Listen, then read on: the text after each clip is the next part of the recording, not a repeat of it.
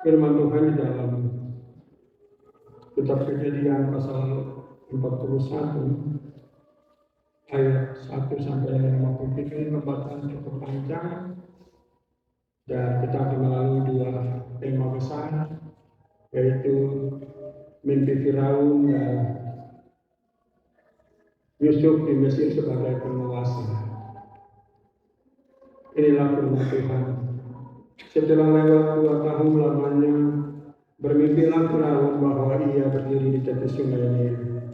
Tampaklah dari sungai Nil itu keluar 7 ekor lembu yang indah bangunnya dan gemuk badannya, lalu memakan rumput yang di tepi sungai itu. Kemudian tampaklah juga 7 ekor lembu yang lain yang keluar dari dalam sungai Nil itu, buruk bangunnya dan kurus badannya, lalu berdiri di samping lembu-lembu yang tadi di tepi sungai itu. Lembu-lembu yang buruk bangunnya dan kurus badannya itu memakan 7 ekor lembu yang indah bangunnya dan gemuk itu, lalu terjagalah Firaun. Setelah itu tertidur pula ia dan bermimpi kedua kalinya. Tampak timbul dari satu tangkai 7 bulir gandum yang bernas dan baik. Tetapi kemudian tampaklah juga tumbuh 7 bulir gandum yang kurus dan layu oleh angin timur. Bulir yang kurus itu menelan 7 bulir yang bernas dan bersih tadi. Lalu terjagalah Firaun, akhirnya ia bermimpi. Pada waktu pagi, gelisahlah hatinya, lalu disuruhnya orang memanggil semua ahli dan semua orang berilmu di Mesir. Firaun menceritakan mimpi kepada mereka, tetapi seorang pun tidak ada yang dapat mengartikannya kepadanya. Lalu berkatalah kepala juru minuman kepada Firaun, "Hari ini aku merasa perlu menyebutkan kesalahanku yang dahulu. Waktu itu Tuanku Firaun murka kepada pegawai-pegawainya dan menahan aku dalam rumah pengawal istana beserta dengan kepala juru roti. Pada suatu malam juga kami bermimpi, aku dan kepala juru roti itu masing-masing mempunyai mimpi dengan artinya sendiri. Bersama-sama dengan kami ada di sana seorang muda Ibrani, hamba kepala pengawal istana itu. Kami menceritakan mimpi kami kepadanya, lalu diartikan kepada kami mimpi kami masing-masing. Dan seperti yang diartikannya itu kepada kami, demikianlah pula terjadi. Aku dikembalikan ke dalam pangkatku dan kepala roti itu digantung. Kemudian Firaun menyuruh memanggil Yusuf. Segera ia dikeluarkan dari tutupan. Ia bercukur dan berganti pakaian, lalu pergi menghadap Firaun. Berkatalah Firaun kepada Yusuf, "Aku telah bermimpi dan seorang pun tidak ada yang dapat mengartikannya. Tetapi telah kudengar tentang engkau, hanya dengan mendengar mimpi saja engkau dapat mengartikannya." Yusuf menyahut Firaun, "Bukan sekali-kali aku, melainkan Allah juga yang akan memberitakan kesejahteraan kepada Tuanku Firaun." Lalu tampaklah dari sungai Nil itu keluar 7 ekor lembu yang gemuk badannya dan indah bentuknya, dan makan rumput yang di tepi sungai itu. Tetapi kemudian tampaklah juga keluar 7 ekor lembu yang lain, kulit pemalu tulang sangat buruk bentuknya, dan kurus badannya tidak pernah kulihat yang seburuk itu di seluruh tanah Mesir. Lembu yang kurus dan buruk itu memakan 7 ekor lembu gemuk yang mula-mula. Lembu-lembu ini masuk ke dalam perutnya, tetapi walaupun telah masuk ke dalam perutnya, tidaklah kelihatan sedikit pun tandanya. Bangunnya tetap sama buruknya seperti semula, lalu terjagalah aku. Selanjutnya dalam mimpiku itu kulihat timbul dari satu tangkai 7 bulir gandum yang berisi dan baik. Tetapi kemudian tampaklah juga tumbuh 7 bulir yang kering, kurus dan layu oleh angin timur. Bulir yang kurus itu memakan ke-7 bulir yang baik tadi. Telah kuceritakan hal ini kepada semua ahli, tetapi seorang pun tidak ada yang dapat menerangkannya kepadaku. Lalu kata Yusuf kepada Firaun, "Kedua mimpi tuanku itu, Tuan Firaun itu sama. Allah telah memberitahukan kepada tuanku Firaun apa yang hendak dilakukannya." Ketujuh ekor lembu yang baik itu ialah 7 tahun, dan ketujuh bulir gandum yang baik itu ialah 7 tahun juga. Kedua mimpi itu sama. Ketujuh ekor lembu yang buruk, kurus dan buruk yang keluar kemudian, maksudnya 7 tahun demikian. Pula ketujuh bulir gandum yang hampa dan layu oleh angin timur itu, maksudnya akan ada 7 tahun kelaparan. Inilah maksud perkataanku ketika aku berkata kepada Tuanku Firaun, Allah telah memperlihatkan kepada Tuanku Firaun apa yang hendak dilakukan. Ketahuilah Tuanku, akan datang 7 tahun kelimpahan di seluruh tanah Mesir. Kemudian akan timbul 7 tahun kelaparan, maka akan dilupakan segala kelimpahan itu di tanah Mesir. Karena kelaparan itu keringkan negeri ini. Sesudah itu akan tidak kelihatan lagi bekas-bekas kelimpahan di negeri ini karena kelaparan itu. Sebab sangat hebatnya kelaparan itu sampai 2 kali mimpi itu diulang bagi Tuanku Firaun, berarti hal itu telah ditetapkan oleh Allah dan akan segera melakukannya. Dan Allah akan segera melakukan. Oleh sebab itu, baiklah Tuanku Firaun mencari orang yang berakal budi dan bijaksana dan mengangkatnya menjadi kuasa atas Mesir. Baiklah juga Tuanku Firaun berbuat begini, yakni menempatkan penilik-penilik atas negeri ini, dan dalam 7 tahun kelimpahan itu memungut seperti dari hasil tanah Mesir. Mereka harus mengumpulkan segala bahan makanan dalam tahun-tahun baik yang akan datang ini, dan dibawa kuasa Tuanku Firaun menimbun kayu di kota-kota sebagai bahan makanan serta menyimpannya. Demikianlah segala bahan makanan itu menjadi persediaan untuk negeri ini dalam 7 tahun kelaparan yang akan terjadi di tanah Mesir, supaya negeri ini jangan binasa karena kelaparan. Usul itu dipandang baik oleh Firaun dan oleh semua pegawai. Lalu berkatalah Firaun kepada para pegawainya, mungkinkah kita mendapat orang seperti ini, seorang yang penuh dengan roh Allah? Kata Firaun kepada Yusuf, oleh karena Allah telah memberitahukan semuanya ini kepadamu, tidaklah ada orang yang demikian berakal budi dan bijaksana seperti engkau. Engkaulah menjadi kuasa atas istanaku, dan kepada perintahmu seluruh rakyatku akan taat. Hanya tahta inilah kelebihanku daripadanya. Selanjutnya Firaun berkata kepada Yusuf, dengan ini aku melantik engkau menjadi kuasa atas seluruh tanah Mesir. Sesudah itu Firaun menggaulkan cincin meterainya dari jarinya dan mengenakannya pada jari Yusuf. Dipakainya lah kepada Yusuf pakaian daripada kain halus dan digantungkannya kalung emas pada lehernya. Lalu Firaun menyuruh menaikkan Yusuf dalam keretanya yang kedua, dan berseulah orang di hadapan Yusuf, hormati. Demikianlah Yusuf dilantik oleh Firaun menjadi kuasa atas seluruh tanah Mesir. Berkatalah Firaun kepada Yusuf, akulah Firaun, tetapi dengan tidak setahumu seorang pun tidak boleh bergerak di seluruh tanah Mesir. Lalu Firaun menamai Yusuf Safnat Paneah, serta memberikan Asnat anak Potifera imam di On kepadanya menjadi istrinya. Demikianlah Yusuf muncul sebagai kuasa atas seluruh tanah Mesir. Yusuf berumur 30 tahun ketika ia menghadap Firaun, raja Mesir itu. Maka pergilah Yusuf dari depan Firaun, lalu dikelilingnya seluruh tanah Mesir. Tanah itu mengeluarkan hasil bertumpuk-tumpuk dalam 7 tahun kelimpahan itu. Maka Yusuf mengumpulkan segala bahan makanan 7 tahun kelimpahan yang ada di tanah Mesir, lalu disimpannya di kota-kota. Hasil daerah sekitar tiap-tiap kota disimpan di dalam kota itu. Demikianlah Yusuf menimbun gandum seperti pasir di laut, sangat banyak sehingga orang berhenti menghitungnya, karena memang tidak terhitung. Sebelum datang tahun kelaparan itu, lahirlah bagi Yusuf 2 orang anak laki-laki yang dilahirkan oleh Asnat, anak Potifera imam di On. Yusuf memberi nama Manasye kepada anak sulungnya itu, sebab katanya, Allah telah membuat aku lupa sama sekali kepada kesukaranku dan kepada rumah bapakku. Dan kepada anaknya yang kedua diberi nama Efraim, sebab katanya, Allah membuat aku mendapat anak dalam negeri kesengsaraanku. Setelah lewat 7 tahun kelimpahan yang di tanah Mesir itu, mulailah datang 7 tahun kelaparan seperti yang telah dikatakan Yusuf. Dalam segala negeri ada kelaparan, tetapi di seluruh negeri Mesir ada api.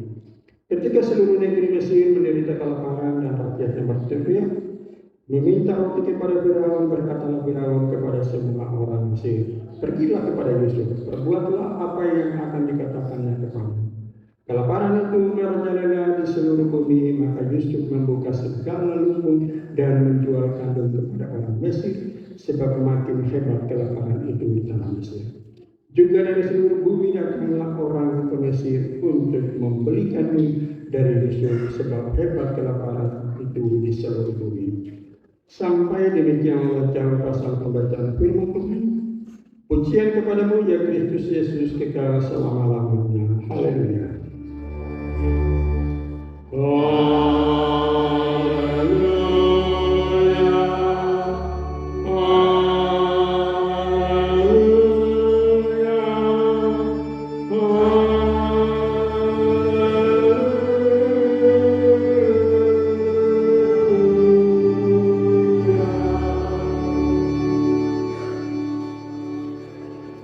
Shalom.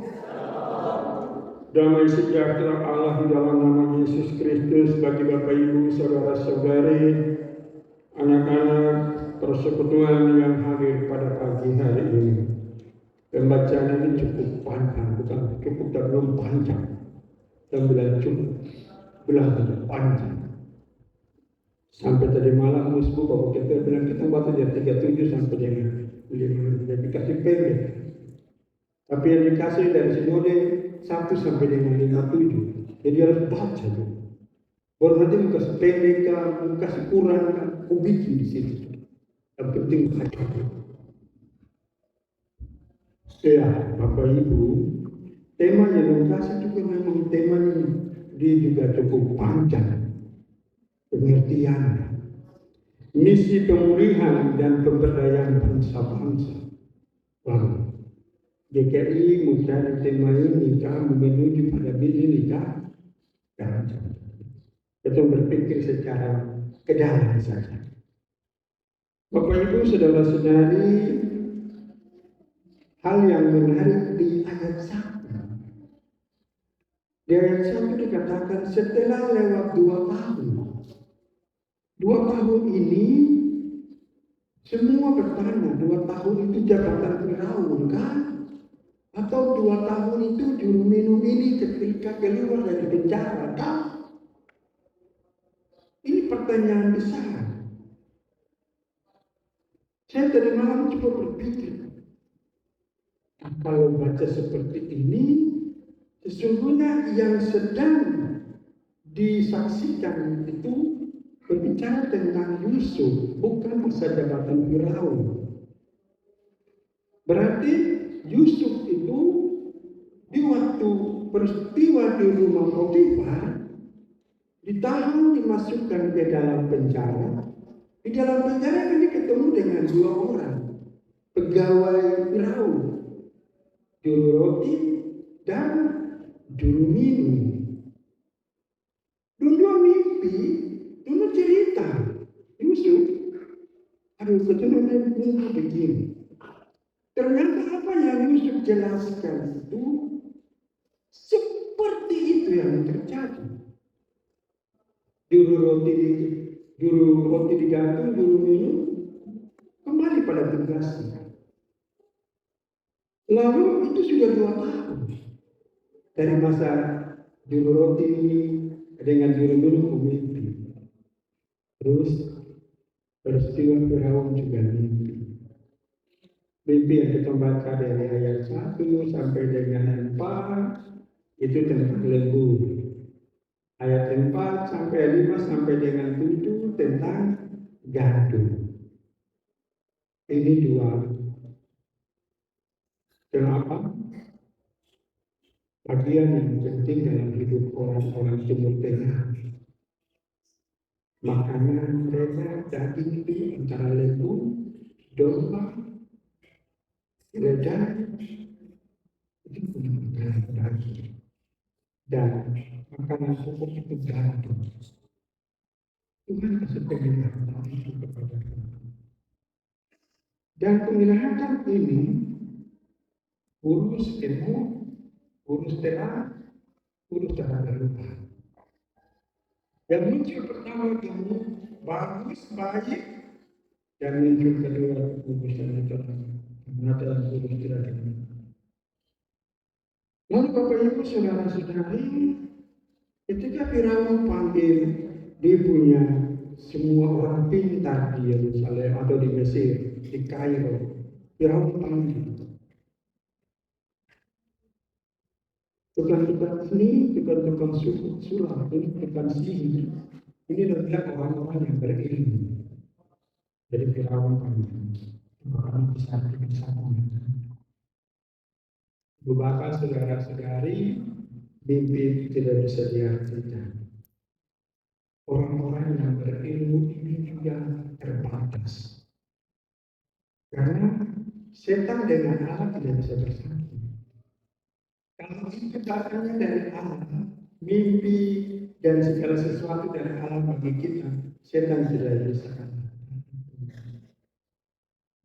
Walaupun punya ilmu untuk bisa menerka, menebak, bilang, oh ibu, bapak, besok ke jalan kalau ada hujan itu kau dapat ini. Tapi dia tidak bisa mengalahkan kalau itu datang dari Allah. Karena gelap dan terang tidak bersatu. Di ayat gelap ini. Tapi guru minum bilang begini, aduh Tuhan, kamu cerita. Dia punya kesaksian. Jika sekarang, waktu saya dengan dua roti di tahan, ada orang Ibrani yang bisa mengartikan mimpi. Bapak Ibu, saudara-saudari, inilah anak hidup. Kalau seseorang Tuhan berkenan untuk di jalan hidup, tidak ada sesuatu yang bisa mengalahkan dia. Walaupun hari ini, hari-hari lalu dia ada dalam tahanan. Tapi kalau Tuhan punya rencana besar dengan dia, dia bisa menjadi pemimpin. Kita lihat di dunia ini, kisah Nelson Mandela, Presiden Afrika Selatan, orang kulit hitam pertama. Dia di penjara tuh. Dia punya air minum, roti, yang dia makan, dia minum. Sipir-sipir datang cincin di sini. Tapi dia belajar mengampuni. Dan ketika Tuhan bawa dia jadi presiden, saat dia makan siang di salah satu restoran, dia bertemu dengan sipir yang pernah cincin di dalam punya roti. Dia atas roti. Duduk makan sama-sama. Dia bilang, kamu bayar saya makanan saya dengan apa itu. Setelah pengawal urus beres semua, sipir ini datang dan menangis. Takut nanti Nelson Mandela membahas. Karena waktu Nelson di penjara, dia ini suka kincing, di Nelson punya makanan dan minum. Dia takut sampai itu. Nelson yang sadar. Saya sudah mengampuni dan sejak saya ada di penjara. Jadi itulah Tuhan bawa saya jadi presiden. Yusuf di penjara. Bagaimana Allah akan kepada lewat juru bicara. Tuhan ada orang Ibrani yang bisa mengartikan mimpi. Hanya dengar saja Tuhan cerita. Lalu apa yang terjadi ketika Firaun mengeluarkan perintah untuk membawa Yusuf? Orang di penjara itu hidup karena untuk sendiri, toh. Jadi kita baca tadi mendengar firman Tuhan cukup bumi bersihkan semua, kasih rapi dong jangan semua. Soalnya memang ada proyek. Datang saja. Tapi hal yang tentunya bagi kita, Firaun katakan dari ayat 15, aku telah bermimpi dan seorang pun tidak ada yang dapat mengertikan. Tetapi telah aku dengar tentang engkau, hanya dengan mendengar mimpi saja engkau dapat mengertikan. Hanya mendengar. Tapi Bapak saudara-saudara, Terkadang bahasa seperti ini dari seorang pimpinan negara atau dari seorang pejabat tanah ini, dari pejabat di kota atau kabupaten, nanti kita sudah mulai ceritakan yang kita punya nih cerita. Tapi kita belajar dari Yusuf di ayat 16. Dibilang dia, Yusuf bilang, bukan sekali-kali aku, melainkan Allah juga yang akan memberitakan kejadian kepada Tuhan. Jangan betul langsung cerita kita punya. Betul ketika orang tahu kita punya nama hebat, kita bisa begini. Jangan sekali-kali di hadapan orang itu mengakui diri lebih daripada Tuhan. Aku Tuhan. Ini pelajaran penting bapak-bapak, ibu, saudara-saudara. Itu semua. Saya juga.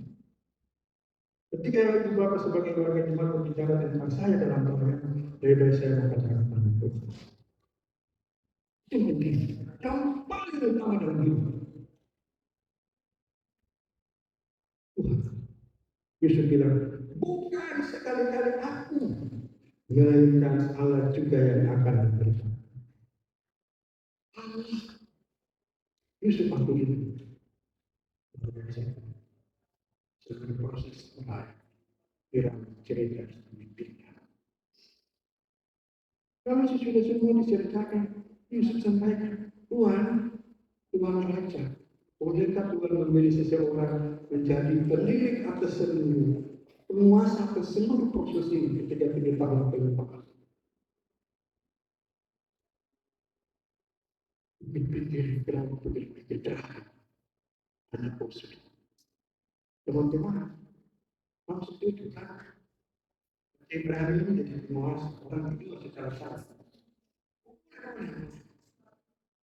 Melakukan sihir, orang-orang berilmu, orang-orang hebat di Mesir semua tunduk. Maka saudara-saudari,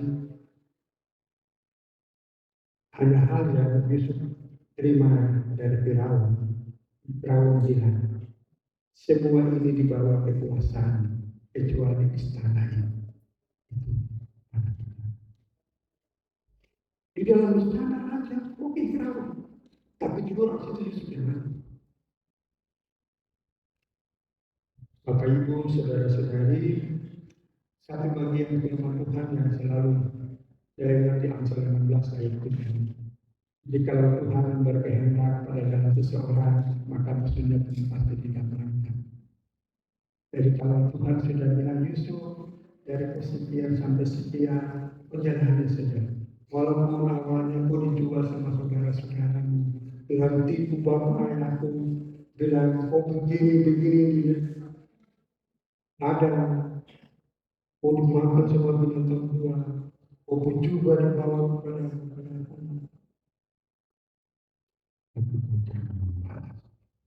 dan hal yang tentunya bagi kita semua Bapak Ibu Saudara, bagaimana Yusuf itu mengalami hal itu. Yusuf belajar untuk menyampaikan dulu apa yang Allah sampaikan kepada kita. Di ayat 32 dengan banyak sekali dikatakan nama Firaun. Sampai 2 kali mimpi itu diulangi bagi Tuhan Firaun, berarti hal itu telah ditetapkan Allah dan Allah akan segera melakukan. Ini menjadi pelajaran penting juga bagi kita. Bapak Ibu saudara-saudari, mimpi yang dari Tuhan, dia akan datang terus mengingatkan kita. Itu dari kita.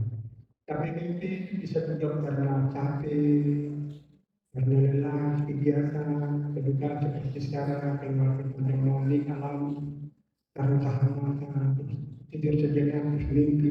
Padahal kita bilang ini sudah dari Tuhan.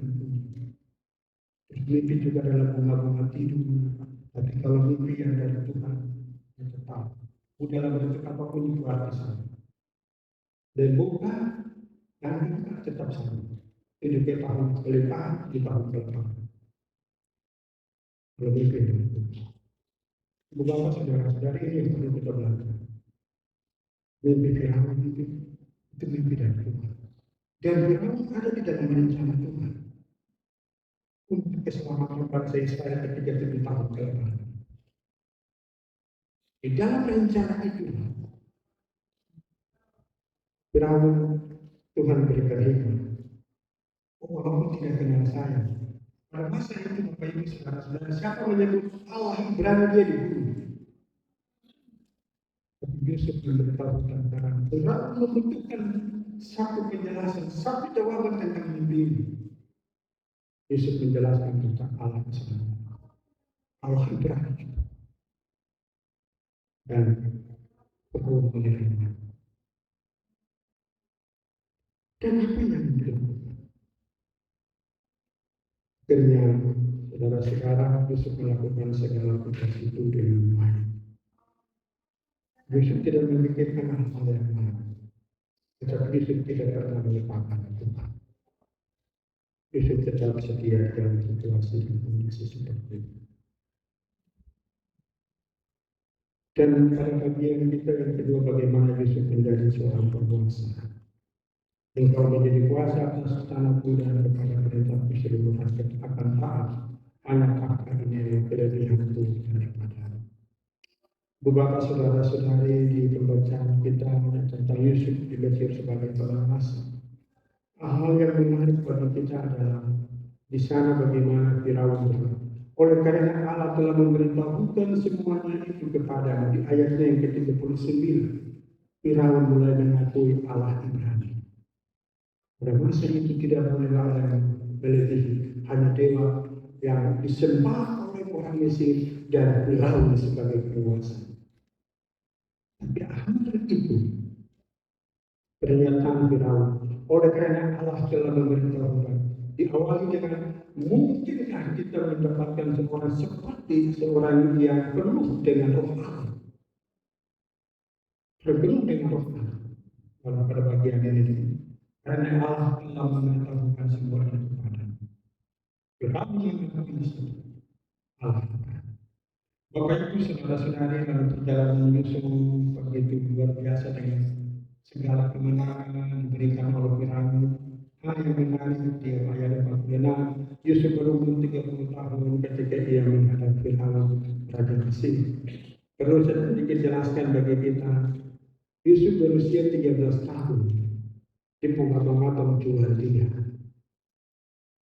13 tahun dan jual dia dan jadi budak. Tipu Yakub bilang binatang buas sudah bukan Yusuf. Lalu 13 tahun Yusuf pun hidup sebagai budak. Dari 13 tahun di usia dia dijual, 13 tahun dia jadi budak, 3 tahun dia hidup dalam penjara. Jadi masih penjara 3 tahun. Jadi tahun pertama masuk, di tahun kedua ketemu dengan Pedro, juru minum, juru roti, cerita-cerita. Lalu juru roti dengan juru minum terima bagian sesuai dengan apa yang Yusuf jelaskan. Juru roti digantung, juru minum dilepaskan, dikembalikan ke jabatan. Terus 2 tahun kemudian juru minum dengan Yusuf. Jadi tahun ketiga Yusuf keluar dan bertemu dengan. Jadi di buah ketiga semua. 13 tahun dia dijual. Terus 13 tahun dia hidup sebagai budak. Dia 3 tahun di penjara. Usia 30 tahun ketemu dengan Firaun. 3 tahun. Angka 3 ramai di sini. Angka 3 ini memberi makna penting bagi kita. Kita kan sedih. 3 ramai. Bapak Yusuf dikasih memiliki itu. Dan perjalanan hidup. Bapak Ibu saudara-saudari, hal ini menarik bagi kita. Lalu Yusuf memberi nama kepada anaknya yang pertama Manasye dengan Ibu Hati nanti membaca di situ sudah ada di situ. Lalu Efraim Ibu Hati juga ada di situ. Yusuf merasa ini harus ada di dalam hidupnya. Dia mengenang perjalanan dia usia 30 tahun dia dijual. Dia mengenang dia ada di Mesir, di negeri yang penuh dengan kesengsaraan. Tapi dia menjadi saudara. Sehingga Bapak Ibu saudara-saudari dari cerita kisah Yusuf ini bagi kita hal yang pertama kesan firman Tuhan Kalau kita hidup berjalan di dalam rencana Tuhan, tidak ada sesuatu yang mustahil. Walaupun di sana sini saudara akan dihujat, saudara akan dikucilkan, saudara akan dipenjarakan, tapi ketika saudara berjalan di dalam kehendak Tuhan dengan benar, saudara akan diangkat. Pada waktu itu, hal yang kedua, jadilah seperti jurun minum. Jadi orang yang tahu berterima kasih. Itu kadang-kadang kita tidak tahu berterima kasih. Yang kedua orang tahu berterima kasih. Dia 2 tahun tidak dibebaskan. Di pemimpin diartikan dengan baik oleh Yesus. Dia berani, berani yang bisa kita pemimpin. Jadi orang yang tahu berterima kasih. Dibalas budi baik Yesus lewat ini. Akhirnya Yesus jadi penguasa. Pasti Yesus bilang kabar. Terima kasih. Bukan, kasih tahu aja. Raja berbesar itu. Kalau tidak masih ada penjara. Dalam situasi kita tertekan, kita dalam masalah, hidup dalam harus berbuat baik. Belajar dari Yesus dan dari iman. Kita ini berbuat baik. Kalau kita seperti firman katakan di dalam Matius 7 ayat 12, apa yang kau kehendaki orang berbuat berbuat kita mau menerima hal yang baik, kita harus berbuat baik dulu kepada Allah. Kita mau dikunjungi, dilayani, kita harus kunjungi orang melayani. Baru kita juga dilayani. Jangan tunggu kontaknya dia saya kesep susah. Padahal waktu orang yang susah kita tidak pernah. Ini harus kita buat. Ini misi kita, misi gereja. Misi gereja ini harus membuat kita makin hari makin menuju pada dewasa. Lalu Bapak Ibu saudara-saudari, kita juga menjadi pribadi dalam lebih kurang banyak sedikit kita harus mengakui Tuhan. Beraun, orang tidak mengenal Allah yang beraun. Tapi karena hikmat Allah yang diberikan kepada Yusuf, sudah Allah akan mempertuntun orang-orang dan tidak ada seorang pun yang bisa mengerti. Hal ini memberitahu namanya ketika Tuhan di dalam segala sesuatu. Lalu Bapak Ibu saudara-saudari yang terkait apa yang kita. Sekarang saudara karena saya ada di masa ini, masa kelimpahan. Kelimpahan apa? Masa kelimpahan rohani. Masa kelimpahan kita berbuat baik semasa kita hidup. Berbuat baik. Saudara punya usia nanti berapa? Saya punya usia berapa ketika Tuhan panggil? Semasa kita masih berbuat baik. Itu kita kumpul. Matius bilang, kumpulah harta di surga. Di surga nikmat dan darah tidak akan berpisah. Ini sekarang saudara dan saya ada di masa ini. 7 tahun kelimpahan, 7 tahun kelaparan itu masa yang dimana Tuhan sedang memberitahukan penting sekali. Kumpulkanlah harta di surga. Saudara dan saya berbuat baik. Saudara dan saya melayani Tuhan. Saudara dan saya memberi. Tidak kasih bicara kasih, tapi tidak pernah memberi. Roma pasal, minta maaf, 1 Korintus 13 ayat 13. Demikianlah tinggal 3 hari itu. Iman, pengharapan, dan kasih. Dan yang paling besar adalah kasih. Kasih ini yang kita sedang mengumpulkan harta di surga. Iman tanpa perbuatan mati. Perbuatan itu kasih. Orang banyak bicara kasih, tapi tidak pernah menolong. Tidak pernah memberi. Tidak pernah mengangkat seseorang lain. Cara kasih luar biasa. Kami para pendeta fokus sampai belum bakal menyala. Tapi di lapangan berbuatlah tidak. Pertanyaan hari ini. yang saya dan saudara berpikir di situ. Kita masa hidup mereka kita kumpul di Jakarta di surga. Cari itu. Tuhan darah tanya, pendeta Pekamis atau tidak panggil pendeta lepas, kumpul uang berapa miliar, semua hidup itu. Tuhan tidak tahu. Tuhan tahu. Berpikir apa sih? Dengan artinya saya kasih sama. Saya percayakan tangan saya di mana. Tuhan akan tanya berapa rupiah. Itu ada di Indonesia dengan rupiah. Nanti di Belanda berapa dolar. Nanti di Amerika berapa dolar. Itu dibayar berapa juta. Tidak ada. Tuhan tanya berapa juta. Bagian ini terjadi bagi kita sekarang. Lebih baik kita kumpulkan harta di surga. Harta di bumi ini betul-betul dipikir. Nanti pencurian akan tidak. Dengan bunyi-bunyi di luar saya, keterangan apa? Karena hidup di neraka, tapi kalau kumpul harta di surga, kebalukan kita sudah siap. Pesan terakhir ini yang menjadi perhatian bagi saudara dan saya. Pesan pilihan ini penting.